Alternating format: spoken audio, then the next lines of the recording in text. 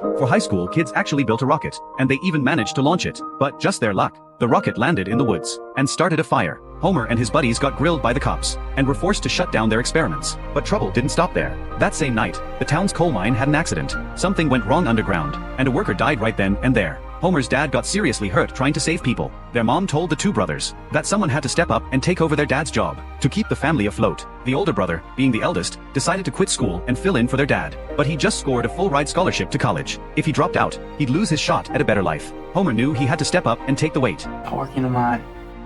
That same day, he went to the principal and signed the withdrawal papers. Just as Homer was about to leave school, Ms. Riley, his teacher, was crushed to hear he'd given up on his dreams. Homer had no choice but to put on his work clothes and accept what life had thrown at him. He rode the elevator down into the mine, looked up at the stars. His dreams were up there, but he was heading down. The gap between his dreams and reality just kept getting bigger, but he had to bow his head to life. After a while, his dad's health finally started to turn around. Seeing Homer totally settled into the coal mine, his dad felt relieved. He figured his son should just put down roots in the mine. Homer started doubting himself too. He stopped talking about dreams with his friends and talked more about life at the mine. Until one day, he got some news. Ms. Riley, the teacher who always pushed him to chase his dreams, had cancer and didn't have much time left. He was heartbroken, but his teacher still encouraged him. You're not supposed to end up in those mines. You know why? Because I think you made other plans. Lying in bed, Homer just couldn't sleep. He thought he was doomed to waste his life, but his teacher's words lit that spark inside him again. He pulled out his book on rocket design and dove right in. He studied day and night, even sneaking peeks at the book while eating. Finally, he made a huge discovery.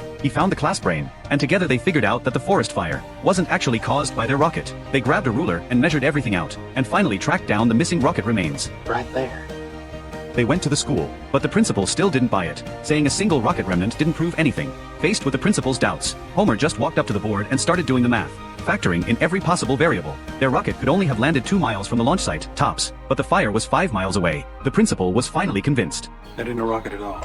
and stopped fighting their rocket project. The fire had nothing to do with Homer and his friend's rocket. The principal also let him come back to school. The group started getting ready for the science fair, but Homer's dad found him and demanded to know why he skipped work that day. Homer told him straight up that he wanted to keep working on rockets, but his dad still insisted he work at the mine. Tell him you'll work the hoot owl shift tonight. No, coal mine's your life. It's not mine. This time, his dad didn't say much. He just turned and walked away. At the science fair, their project totally crushed it and took first place. They not only brought honor to their little town, but they also won a ticket to the national science competition. But with money tight, only one of them could go. Homer was the obvious pick. He told his dad the news, but that just made the tension between them explode. There's nothing here for me. The town is dying, the mine is dying, everybody knows it but you. You want to get out of here so bad, then go. Go! Yeah, I'll go! Yeah, I'll go!